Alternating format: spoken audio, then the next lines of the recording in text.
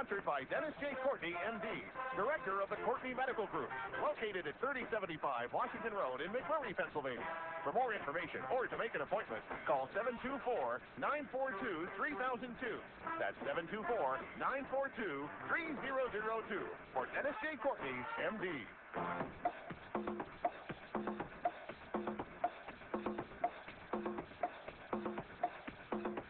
Good morning, everybody. Good morning, everybody, and welcome to AIM Impact on Your Health. AIM Impact on Your Health, where every day our goal is to have you learn at least one thing to help you live better and longer. AIM Impact on Your Health is heard each and every Monday, Wednesday, and Friday from 8 to 9 o'clock. I'm Dr. Dennis Courtney, and I'm with you each and every Monday, Wednesday, and Friday from 8 to 9. AIM Impact on Your Health, where each day you'll find current medical news, knowledgeable guests, and fascinating health topics, and of course, where we do encourage you to call in to join in. Today, really anticipating learning a lot today from a gentleman I hope you're going to come to really enjoy and respect. We're going to be attacking, I feel, another sacred cow. What I mean by that, of course, is that we, and even the more advanced listeners and devotees of personal health, I think have come across issues that fly in the face of everything we've considered holy and true. Of course, attacking fish oils that I've had over the last couple of months has given me license to go find another one to attack, and today we're going to do just that. I think another sacred cow where the facts appear to weigh in more on the fallacy side of the equation than they actually do on the fact side is a discussion today with a gentleman, Konstantin Monastyrsky. I think I have the name just right. Another Soviet immigrating now to the United States, not to Canada, and comes out with a fantastic book. I've heard him speak. He has a command of the language. He is really loaded for bear, and we're going to attack this issue of fiber because fiber can be hazardous to your health. Oh yes, another sacred cow, ready to go down the drain. Hope you enjoy spending some time with us today, and not just today too. We're going to sort of have a double whammy this week. Today and Wednesday's show is going to be with Konstantin Monastyrsky, picking up this fiber issue and taking it down to the full extent of the health implications. I think is it's my duty and obligation to do so, if in fact it turns out that what is true. Hopefully you'll become enlightened, and I'll be helping you in a way that you'll appreciate. Okay, so in the course of our discussion with Dr. Konstantin. Konstantin Monastyrsky is a forensic nutritionist. We're going to find out what that means, by the way. If our conversations with him today lead you to ask a question or make a comment, that number, of course, as always, will be 412-825-6262. That's 412-825-6262. Now, the way the month is shaping up, yes, we're going to be spending today with Konstantin Monastyrsky as well as Wednesday. And then Friday, finally we bring it back. After a month of August, we sort of took a break with Dr. David Brownstein. He took a break with his family. Everything is back to normal now. We'll bring him on board with us on Friday to talk about salting your way to health. Then next week, all of next week, Professor Brian Peskin's going to be here. You're going to really, I hope, enjoy his full week run here. We've rarely done that, and so that in itself should be telling you that this is a special guy with some special information. He's got all the facts, folks, when it comes to the previous sacred cow that we attacked, and continue to do so, that about the fish oils being hazardous to your health. Brian Peskin has all the facts that you will be wanting to hear from, as well as ask questions too. And Monday, Wednesday, and Friday next week, that's 19, 21, and 23, he will do just that. I flipped the page. I'm looking at October. I see we got Susan Smith-Jones for additional weight loss issue. I say additional because, as you should already well know, Susan Smith-Jones has a webinar planned for this week. The webinar is going to be on weight loss, and it's going to be at 2 o'clock on Friday. If you want to be a part of that, go to her website, SusanSmithJones.com. On the opening page, you'll see where you click on to get her September newsletter. You got to click on that. And then when you get to the newsletter, at the third paragraph down, you'll see issues regarding the webinar and how to enroll and sign up to become a part of it. It'll take just a moment or two. They ask you for your email address. I think that's about it. And then you are scheduled to be able to tune in to listen to and to see live and in the flesh Dr. Boom herself. This webinar on weight loss. As usual, we're going to be talking about weight loss with her when she returns on the 4th of October, sort of picking up where she leaves off. Don't forget, product-wise here, 4-to-1 oil. Give us a call. We'd be happy to send it out. It's supposed to replace the fish oils, you know. I think you need to consider it. Don't want to peel your fingers away from the bottle. You'll have to give that up on your own. But the substance to replace fish oil, which is completely healthy, is a 4-to-1 oil. You know about it. It has a ratio of 4-to-1 omega-6 to omega-3s. The omega-6 component is linoleic acid, and the parent oils of that category are either sunflower oil or primrose oil. And on the omega-3 side, the component is alpha-linolenic acid, and the parent oil in that particular category is flax. And those two in combination will give you all of the parent omega-3s and omega-6s that you require in order to have your body take it from there. Don't overload it, as I think we have done under direction of many well-intended clinicians. The overload of the EPA and DHA is in such high quantity and such a sophisticated level of oil that the body just cannot handle it, and there are health consequences that will result from it. And of course, you've heard it here. For the also the F3 product coming out of the BioAge group, the ideal supplement of all supplements, in my opinion, because really one supplement will do all vitamins, all minerals, whether they be macro or trace, all enzymes, all essential fatty acids. I've never seen a product, and of course in an organic form, also tough to find, and fully assimilable because it's an algae, folks. It's a super concentrated algae, and you've heard the story many times with Rowan Thomas, who's come on the show. Final product, we have a number of them left. RTD dressings, if you are especially a diabetic, don't have to be, but you might want to keep RTD dressings in your particular medicine cabinet to be able to make certain that the wound, if anyone in the household should become wounded or get a wound, then at least you'll be able to have the most protective form of dressing available, sort of cut it to size. And you've heard the rest on that particular subject. Okay. I'm excited, folks. Let's do this. Let's take a short break. In the interim, I'm going to head to New York City. That's where our guest today resides. You're going to find him extremely interesting. The Sacred Cow. Next one on the chopping block. Fiber is hazardous to your health. Oh boy. Let's find out how. Be back in a moment. This is Dennis J. Courtney, MD. You become confused about how best to manage your health. It's no wonder.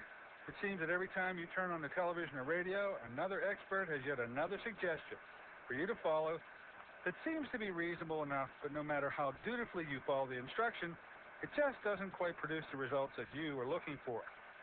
If this confusion sounds familiar to you, give us a call at the Center for Complementary Health, where we'll make some sense of the confusion based on a blending of traditional and alternative medicine that we've been perfecting over the last 7 years. We offer metabolic nutrition testing, immune system repair, natural hormone replacement therapy, chelation therapy, cutting-edge allergy correction, and a host of other safe and effective alternative therapies. Dennis J. Courtney, MD, is located at 3075 Washington Road in McMurray. Phone 724-942-3002. Have you been to the doctor lately? Was fatigue top of your complaint list? Even if your doctor asks you what you eat, the recommended 5 servings of fruits and vegetables a day is a dream in your busy schedule. What if you learned of a product 5 years in the formulation that delivers 5 servings of fruits and minerals in just 1 ounce? That's right, it's Fruit of the Spirit. The blessings of Fruit of the Spirit are now formulated into a delicious whole fruit puree product rich in antioxidants and minerals. Your health is more than just a test result. It's a balance of physical, spiritual, and emotional factors. You work directly to strengthen your faith. Let Fruit of the Spirit help cover your nutritional needs. Okay, for some reason I cannot hear you now. I'm here. Call Okay. 1-800-442-3793 for a special promotional offer. Fruit of the Spirit, a blessing for your good health. Fruit of the Spirit, 5 servings of fruits and minerals with no added sugars. That's 1-800-442-3793 for your good health. Call them now, 1-800-442-3793.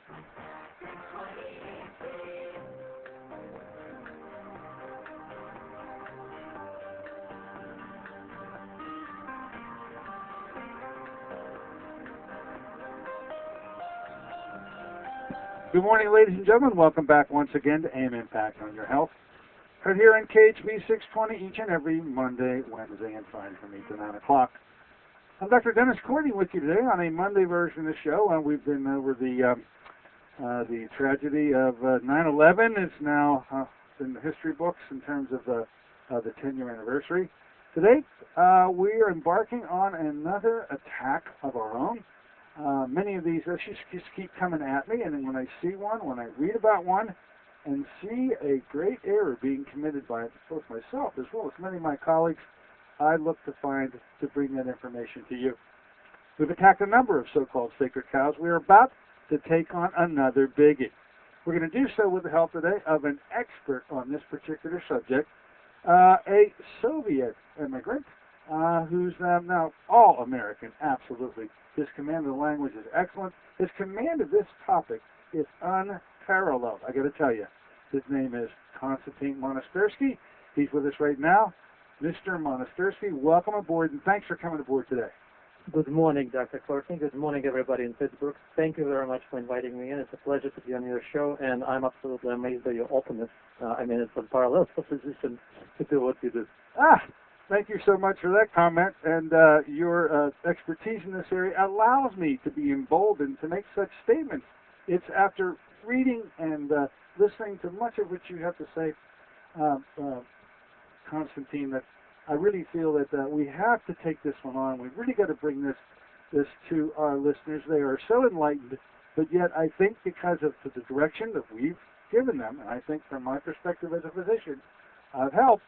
I have to apologetically bring this information to you, and here we go. I'd like to talk a bit about you first. I am fascinated by your personal history. Could you take a bit of time, going all the way back to, I guess, your graduation from medical university in a pharmacology degree in 1977? Could you bring us up to speed a little bit on you personally? Because your background starts out in a medically related item, and then it completely goes cleft in another fashion and dovetails back again. Take us on that journey. Yes, it is. Thanks a lot. You mentioned that I emigrated from Soviet Union. It's a really funny story. I emigrated from Ukraine. It's a former republic of Soviet Union, and the reason for our emigration was because pervasive anti-Semitism and really no chance. So essentially, I emigrated because I was Jewish. So when I came to the United States, I instantly became a Russian. When Soviet Union... Because you were Soviet first. You're Soviet. Yeah, exactly. So when Soviet Union disintegrated in 1991, because I came from Ukraine, I became Ukrainian. So now, when I go back to Russia, my wife is Russian, she's from Moscow, so when we go back to Moscow, everybody says, well, this guy is American. All these labels on you, Konstantin. Exactly, and so when people hear my accent and ask me where I'm from, I reply, well, I'm from Jersey. So now I'm from Jersey. Jersey. That's really hilarious. That's excellent. What a circuitous route that is. Now, professionally, just as crazy as it appears to be nationally and internationally, your professions, your employment, your endeavors throughout your life, they've had some interesting high marks too.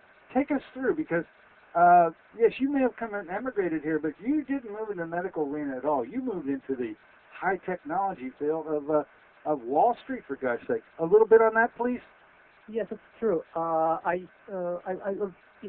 It's really a bizarre story. I wanted to be a journalist, and unfortunately, in those days in the Soviet Union, I couldn't go into a journalistic school because it was a very politicized field, and they said Jews are not allowed. So my only choice to avoid army was to go to medical school because that's where my mother had connections. And I choose from two choices, becoming a physician or becoming a pharmacist. The lesser evil, pharmacist was only 5-year education, while a physician 6 years plus a year or two of residency. And so when I graduated from a medical school, I had absolutely no intentions of becoming a pharmacist. So really, for me, a concept of standing behind the counter and dispensing drugs all day was bizarre. And I became a professional photographer. So this allowed me to kind of pay for our migration. We came to States. Obviously, photography was not a field where I could find myself. And I kind of started to look for various things, what to do. And obviously, when we came here, I didn't speak English at all.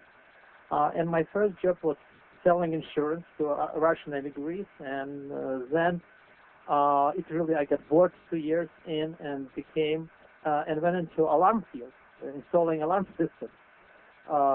Just on a whim. And then while in this business, I got very interested in computers, and I kind of studied on my own how to program. And several years later, I became so good, I joined a very prominent investment bank in New York, First Boston Corporation, it's known now as Credit Suisse. And in 2 years, became a senior analyst there. And then sometime later, I went to work for Goldman Sachs. Also in a very senior capacity as an analyst for a very famous partner of theirs. His name was Fisher Black. He just died half a year before getting his Nobel Prize. So unfortunately, it's not awarded posthumously. So he a Nobel. He got a Nobel. Not me. No, he got a Nobel. Well, he passed away from oral cancer about 6 months before the award. So, and they don't give Nobel posthumously. Oh, I get it. And so his partner got it, but he got acknowledged. And I quit Goldman in 1991 and became a president of a software company and ran this company for 8 years. And it was small but quite successful company. And unfortunately, in 1996, I got hit by a very late stage of diabetes. And because I was young, relatively young at the time, only 42, and because I wasn't really looking like a typical diabetic. And by the way, it's very typical for Jews to be affected by diabetes because I guess of genetic predisposition to hyperinsulinemia and because of intolerance of carbohydrates, because problems with celiac disease and there's all other issues. And unfortunately, in those years, the primary test for high level for diabetes was fasting blood glucose. And as you know, when young people come for this kind of test and they fast for 12 to 14 hours, actually they're hypoglycemic, not hyperglycemic. And so nobody could diagnose my diabetes the way it's supposed to be, the way it is done today with A1C. And I was pretty bad shape. I was so run down, I couldn't run a business. I was, my blood sugar was fluctuating so wildly. I was either unconscious and half asleep or just very angry and enraged from elevated blood sugar. And so I decided to I made a decision to just quit the business and try to do something to salvage my health. And that's how I got involved back in the medical field. Well, and because by the time I forgot pretty much everything about medicine, I just started to study everything from scratch. I got all my books on physiology and anatomy and pathophysiology and biochemistry, medical biochemistry, and that's how I came back into this field. Well, it's so common to find, too, that one's own personal health issues sometimes lead them into moving down a path. You had a medical background. Others that have no medical background, but because they have a personal, either themselves or a loved one with medical issues, it leads them, it spurs them on. And in your case, it certainly did to you. Now, you are a certified nutritional consultant, but you are an expert in something called forensic nutrition. What the heck? Yes. I've never heard of it before. What the heck is forensic nutrition? Forensic nutrition is a very interesting field, which essentially, being immodest, I pioneered. And what it does, unlike orthodox nutrition, it investigates connections between food and diseases, while traditional orthodox nutrition investigates and promotes conditions between food and health.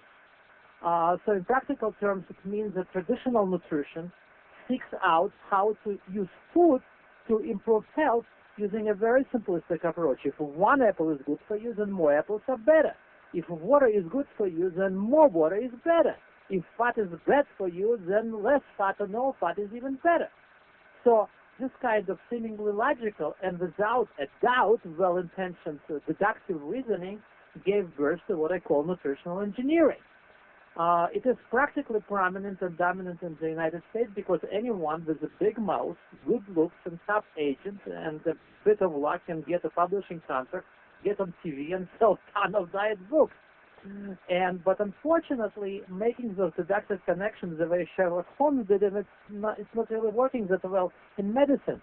And it's not working well also because physiology of human being is very different from major stages, from 1 to 2, from birth to 2 years old. The physiology of a child is completely different from the same child from 2 to 6, and then from 6 to 11 to 12, child's body goes through tremendous metamorphosis, and then from 12 to 25, it's a whole different animal, and from 25 to 45, we're pretty stable, and then by the time we reach 50, I mean, we are completely changed physiologically, and what we could have done when we were young, we could no longer do.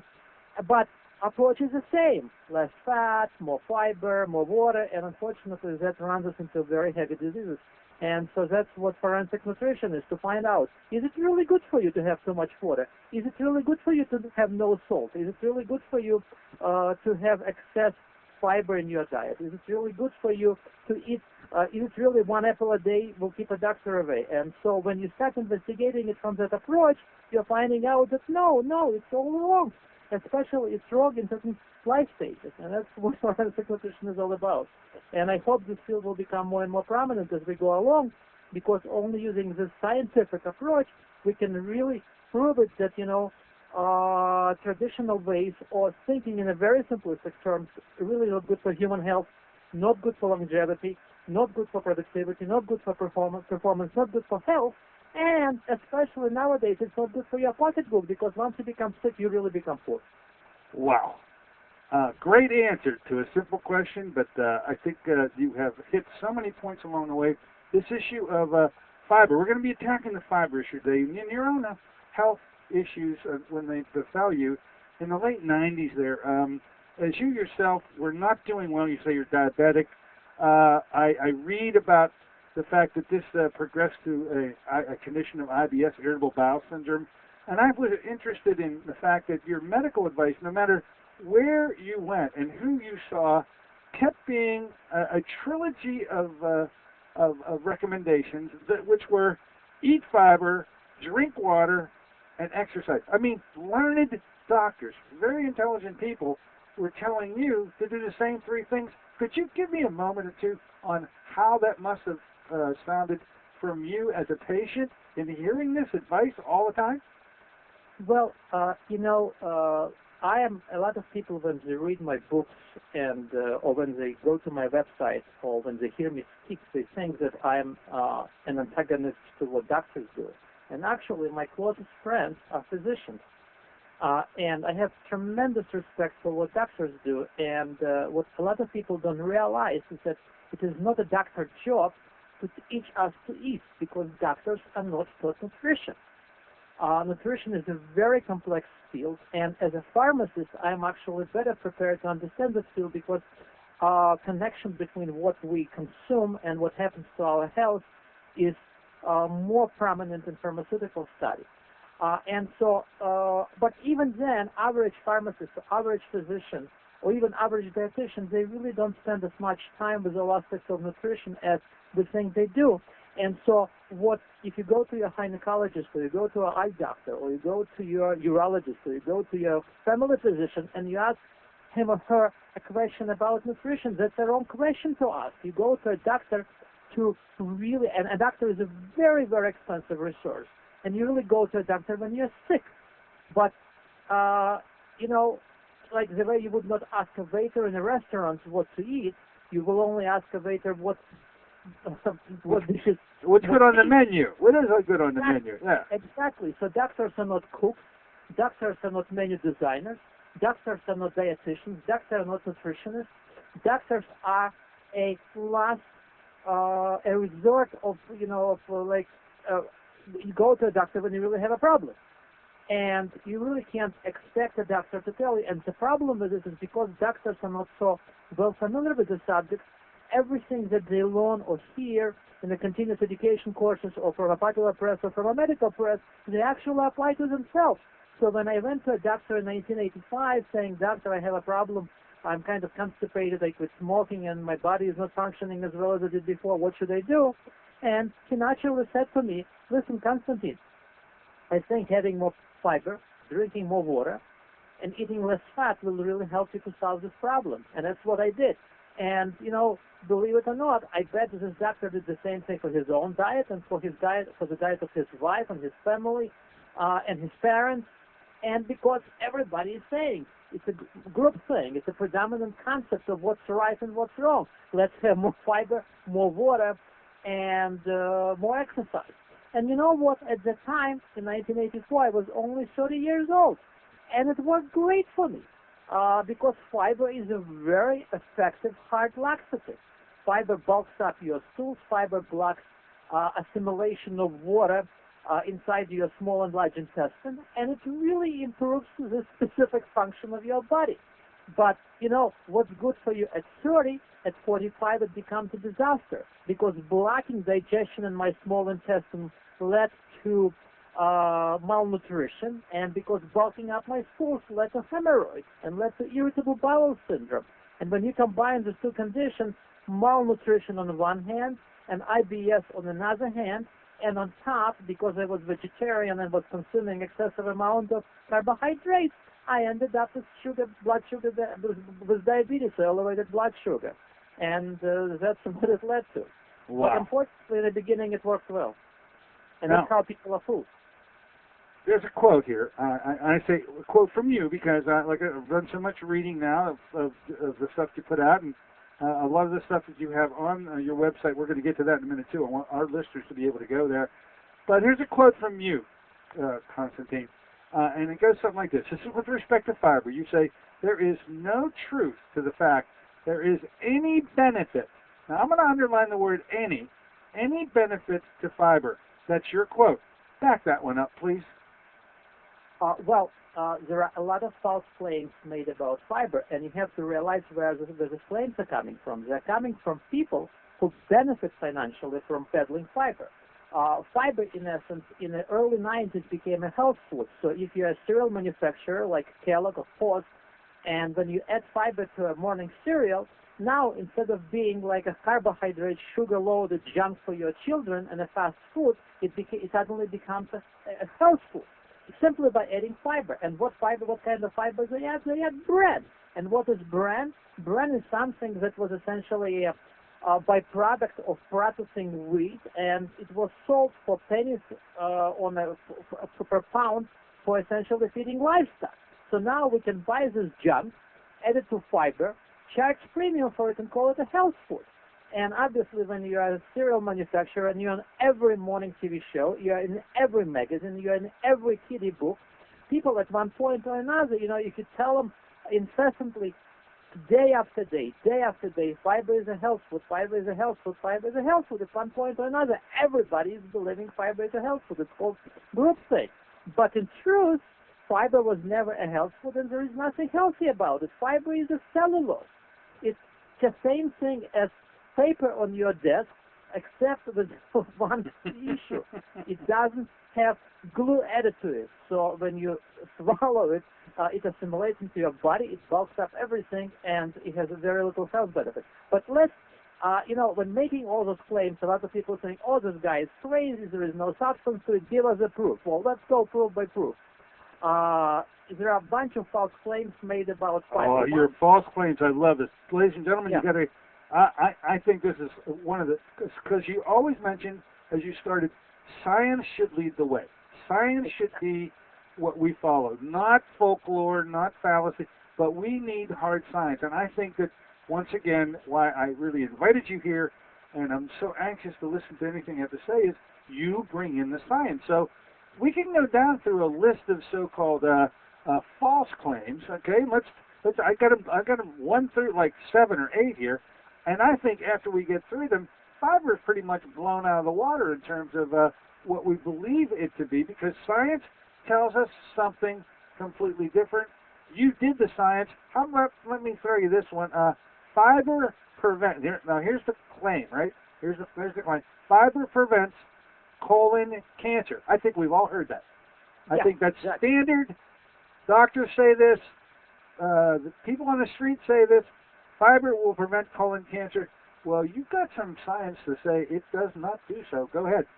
Exactly. And by the way, dear listeners, if you are a physician or a nutritionist or dietitian and it's shocking for you what I'm going to say now and what Dr. Courtney is saying, just go to my website. Every single claim made is annotated by a reference to a primary source. And these are not some kind of obscure alternative websites, alternative health websites. It's not Wikipedia. It's New England Journal of Medicine. It's American Journal of Medical Association. It's Harvard Medical School, U.S.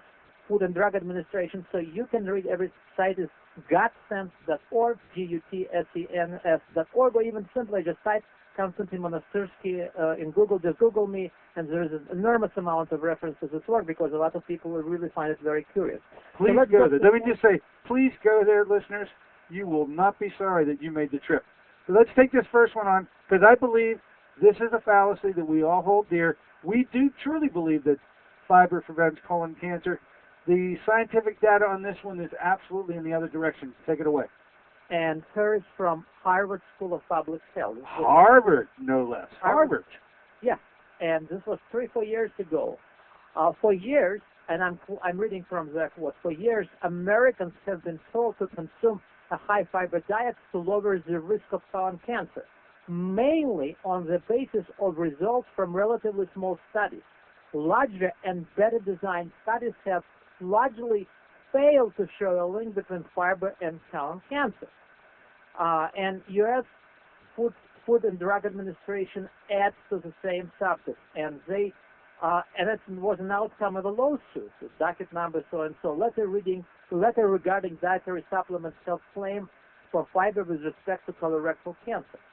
FDA has concluded from this review that the totality of the publicly available scientific evidence not only demonstrated a lack of significant scientific agreement as to the validity of a relationship between dietary fiber and colorectal cancer, but also provided strong evidence that such a relationship does not exist. And in fact, in my book entitled Fiber Menace, I cite a whole bunch of studies that actually make a connection and a link between fiber and colorectal cancer. And in fact, if you are a physician listening to this and you go to the Merck Manual of Diagnosis and Therapy and look at the theories that they put forth about the causes behind colorectal cancer, one of those causes is excessive fermentation of fiber in the large intestine. So it's really a well-known fact among specialists that fiber actually is a contributing factor to colorectal cancer, because fiber is also a precursor to irritable bowel syndrome. Fiber is a precursor, or excessive fiber actually, or processed fiber, or fiber specifically added for a purpose of relieving constipation. And actually, interestingly, Dr. Courtney, FDA prohibits to make the claim that fiber relieves constipation. So when they market something like metamucil, they never say constipation. They say fiber adds regularity. You will become regular. Regularity. From constipation, but you will become regular. Hey, but that data is so important when it comes to blowing out of the water the fact that what we hold true, I think, and believe it to be true, that fiber prevents colon cancer. Not only does the Harvard literature and the FDA literature say, hey, it doesn't do anything to help prevent cancer, the other literature that you cite at your website and in your book says quite the contrary. It looks like it leads to and can very well cause cancer. This is something that has to be brought to attention. to the American public. Absolutely. Exactly. And the reason why, because fiber, once in large intestine, is a contributing factor to inflammation, to an inflammatory disease. And once your large intestine, the mucosal layer of large intestine becomes inflamed, this predisposes you to polyps and lesions. And then about 5% of those polyps and lesions can become cancerous, and that's what leads to colon cancer.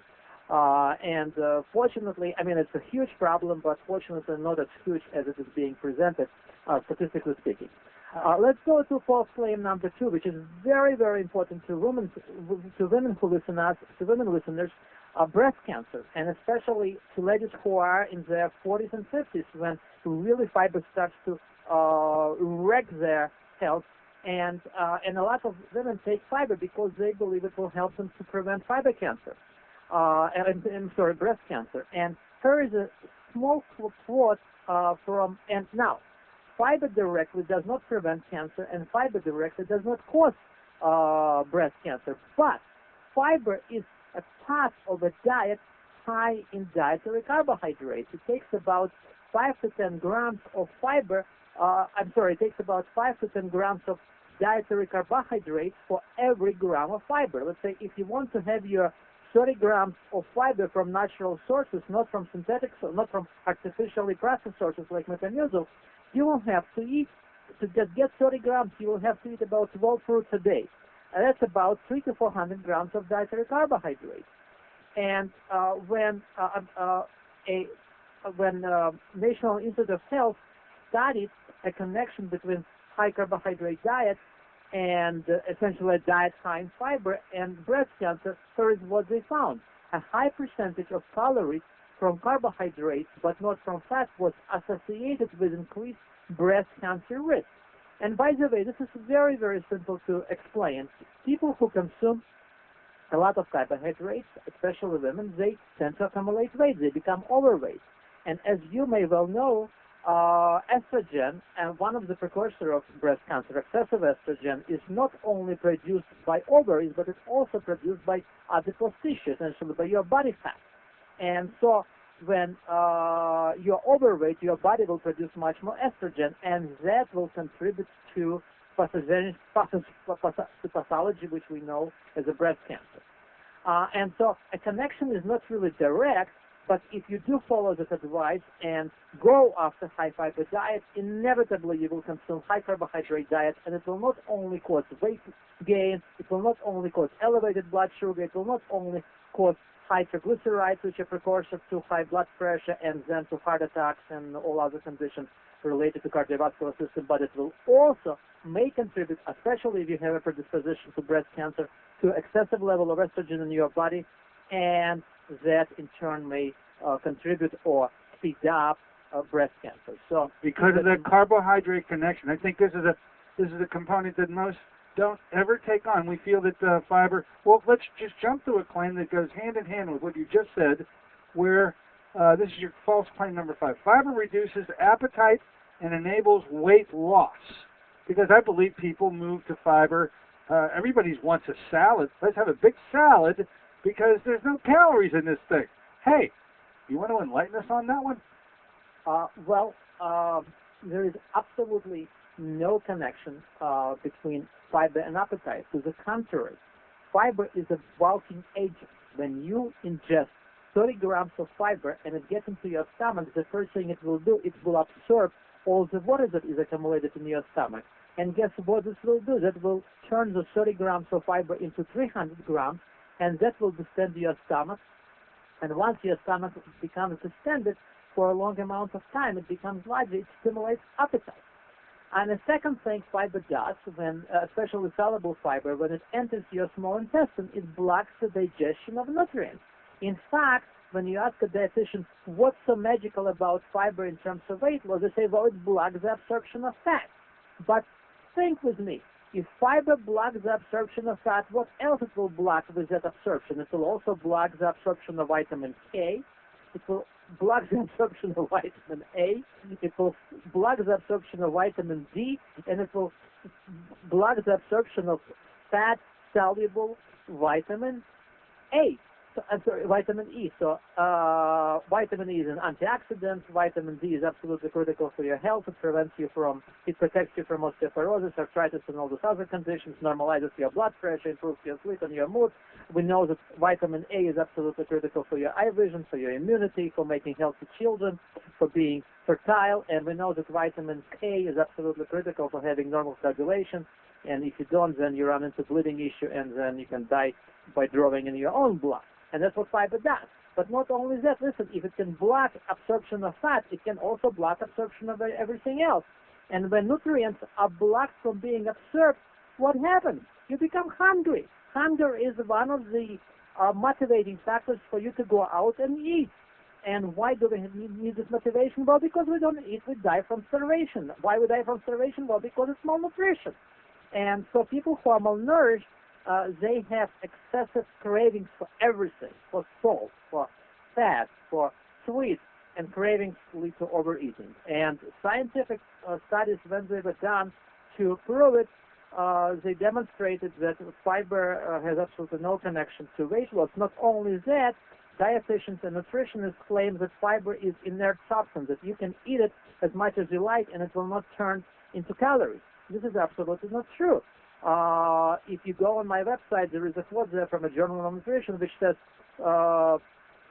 fermentable and unfermentable fiber supplements did not alter hunger, satiety, or body weight in a pilot study of men and women consuming self-selected study. And this was done at Nutritional Research Center on Aging at Tufts University in Boston, Massachusetts. So it's not like it's my conclusions or deductive logic, but it was also tested in a laboratory on live subjects. Once again, the scientific literature backing you up and leading us into enlightenment as opposed to being in the depths of despair of falsehood. Let's do this. I'm going to give you a short break, Konstantin. Listeners, a short break. Take a short break. We'll return. I want you to give your website information again, your book information, anything you'd like in terms of either phone numbers or websites. We're going to continue on with more science behind the truth behind fiber and the fact that it has very little to do with health at all. Be back in a moment with Professor Konstantin Monastyrsky.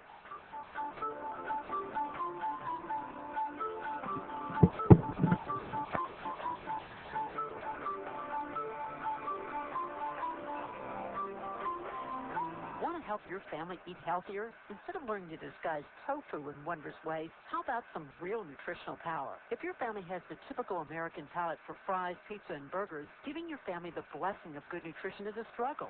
Fruit of the Spirit is the answer for your family's nutritional needs. Fruit of the Spirit is an all-natural, whole fruit puree made from fresh fruits native to the Holy Land with alkalizing minerals. Fruit of the Spirit was 5 years in the formulation, the work of a team of top nutritional experts with independent science to confirm its antioxidant power. 1 ounce a day provides the equivalent of 5 servings of fruits and minerals. Fruit of the Spirit is convenient, affordable, and delicious. Even your picky family will sing the praises of Fruit of the Spirit. Give your loved ones the blessing of good nutrition. Call 1-800-442-3793 for a special promotional offer. Fruit of the Spirit, a blessing for your good health. That's 1-800-442-3793. Call them now, 1-800-442-3793. This is Dennis J. Courtney, MD. Have you become confused about how best to manage your health? It's no wonder. It seems that every time you turn on the television or radio, another expert has yet another suggestion for you to follow that seems to be reasonable enough, but no matter how dutifully you follow the instruction, it just doesn't quite produce the results that you are looking for. If this confusion sounds familiar to you, give us a call at the Center for Complementary Health, where we'll make some sense of the confusion based on a blending of traditional and alternative medicine that we've been perfecting over the last 7 years. We offer metabolic nutrition testing, immune system repair, natural hormone replacement therapy, chelation therapy, cutting-edge allergy correction, and a host of other safe and effective alternative therapies. Dennis J. Courtney, MD, is located at 3075 Washington Road in McMurray. Phone 724-942-3002.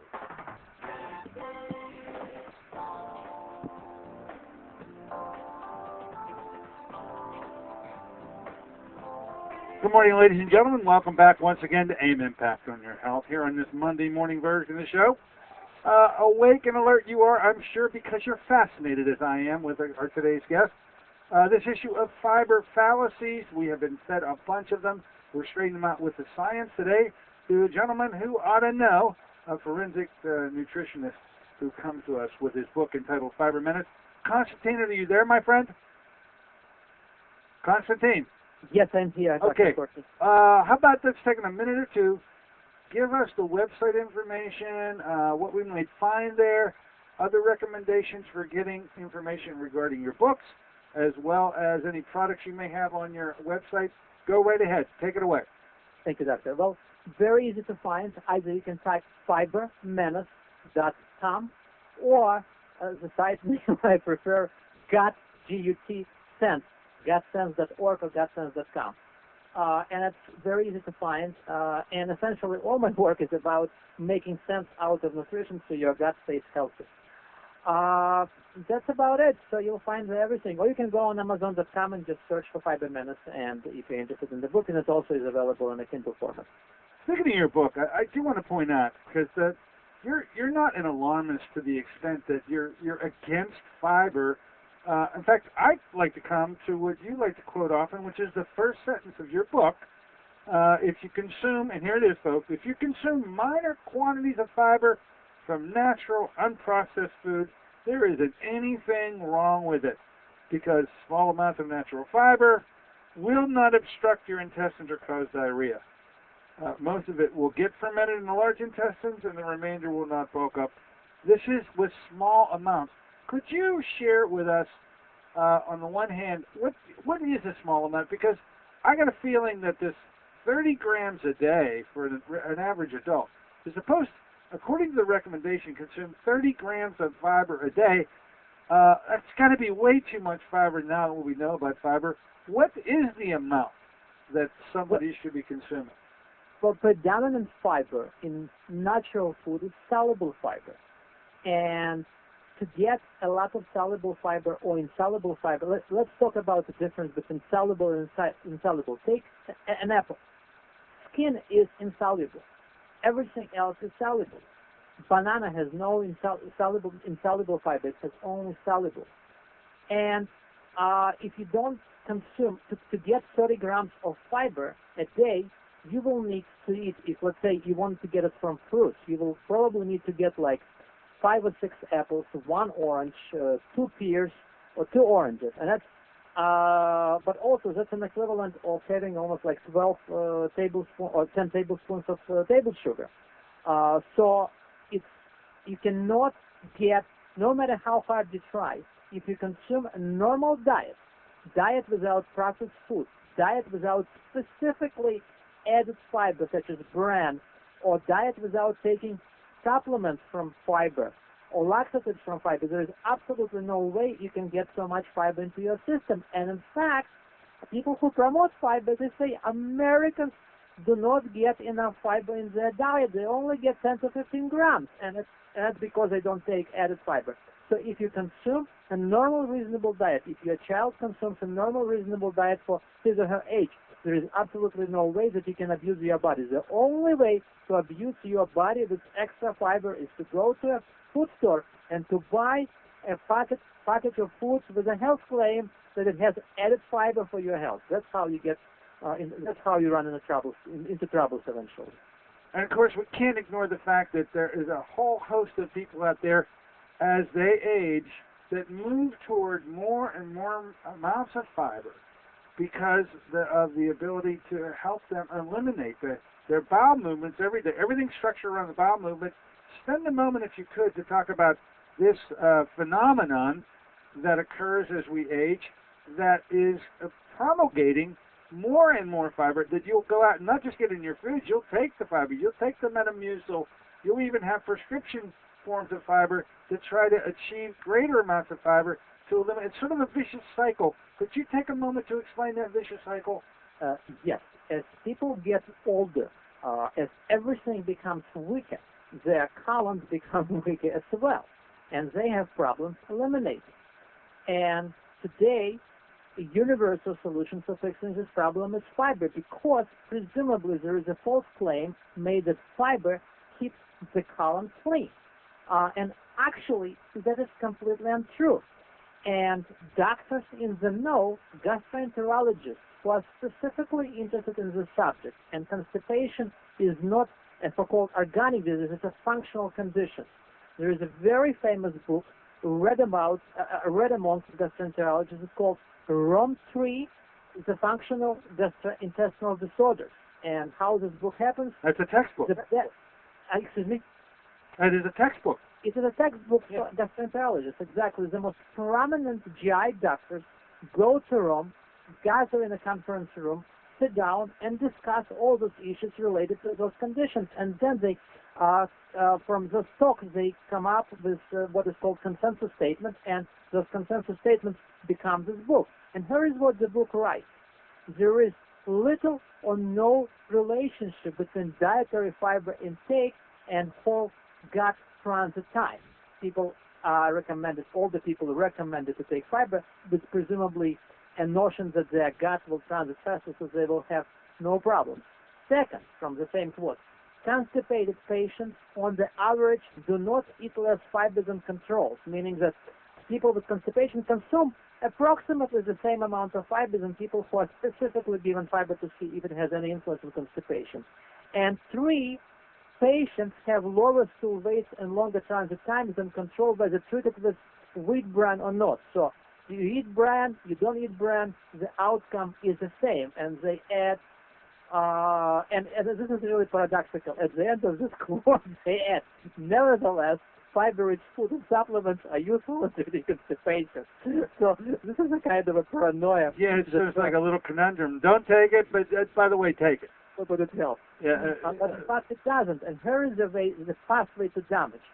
As you get older, you take fiber to presumably bulk up your stools. And indeed, fiber will increase the weight and size of the stools. But unfortunately, when you do that, increasing weight and size of your stools will also lead to anorectal damage and will lead to hemorrhoids. And by age 50, about 50% of Americans already have hemorrhoids. And when you have hemorrhoids, your anal canal is constrained, and so as long as when hemorrhoids is getting larger, you're having more and more difficulties to move bowels, and so you start to strain. And the moment you start to strain, hemorrhoids are getting even larger, and then you start experiencing pain and everything, and additional colorectal damage. And so the more fiber you consume, the more you run into problems, and the more you run into problems, you consume more fiber. So you can guess what happens next. Well, sort of leading this entire GI phenomenon, if you think about all the most common displays and arrays of GI dysfunction as we age, that's starting with diet failure, constant going to constipation, then you just mentioned hemorrhoids. Now, how about these? IBS, UC, Crohn's, colon cancer. The whole cascade can spill off of the issue of fiber, and more than likely is what is causing all these diseases in the numbers that we see them. You agree, I'm sure. And remember, it's very important to remember, it's not like you're going to take 30 grams of fiber today and you're 35, 40 years old and you're going to have colon cancer or UC or IBS. No, it takes time to develop, and that's what's really dangerous about it. It takes 10, 15, 20, 30 years for problems to develop, especially when you start young. Unfortunately, because these problems are organic, and by the time you're 50 and you quit fiber, you no longer can return your colon back to normal health. Unfortunately, the damage is there, it is extended, it is damaged, you already have hemorrhoids, you already have some damage, you may already have some polyps. So the trick is to start early, and fiber is particularly dangerous to small children because small children have very, very small colorectal organs, but they're being recommended almost the same amount of fiber as adults, and fiber is absolutely vicious for young children. Now, with a minute or two to go, and certainly you got to have a feel for this, ladies and gentlemen. You've got to absolutely see this as an alert, as I did, as I first read it and listened to you, Konstantin. We're going to set the stage for our Wednesday show, because you're coming back on Wednesday, right? You're going to be with us? Yes. And I think this issue of constipation is like the hallmark entry point for your milieu of gastrointestinal events throughout your lifetime. you have done so much work on the subject of constipation. I think we got to spend a show on it on Wednesday. Do you mind talking about constipation when you return on Wednesday? Not at all. Some people call me Doctor of Crapology. So it's Doctor of Crapology. Very good. Yeah, I think I can understand why they might do that, Konstantin. But no, the science behind what you revealed to us today, I think, listeners, I turn you over to his website, GutSense. That's GUTSENSE.org or .com. Either one works, it comes up. Or just Professor Konstantin. I call you Professor. I don't know why. Because I feel like I'm in a medical school class with you. I wish my medical school class was as good as you are in capturing my attention. Konstantin Monastyrsky, I won't even try to spell that. You just go to gutsense.com, and you'll find out how to actually write that gentleman's name out. We're going to be with him on Wednesday. I got a feeling, Konstantin, we're off to a relationship over many, many months, because this is a subject that has some actually concise recommendations to follow, that if you do, you can avoid all this crazy stuff that you're headed for, a train wreck down the road, and that fiber can be hazardous to your health was our objective today. I hope you enjoyed it, ladies and gentlemen. Konstantin, we've got bongos in the background. That signals our time out of here today. We'll be returning with you on Wednesday. Looking forward to talking about, I think, there's 80 to 100 different questions here on constipation. How many will we get through? Well, we'll find out then. Until then, this is Dr. Dennis Courtney with Konstantin Monastyrsky saying so long for AM Impact on Your Health.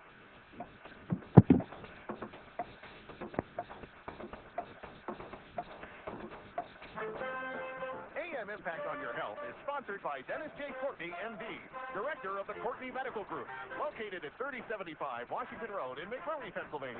For more information or to make an appointment, call 724-942-3002. That's 724-942-3002 for Dennis J. Courtney, M.D. KHB reminds you moving is the best medicine.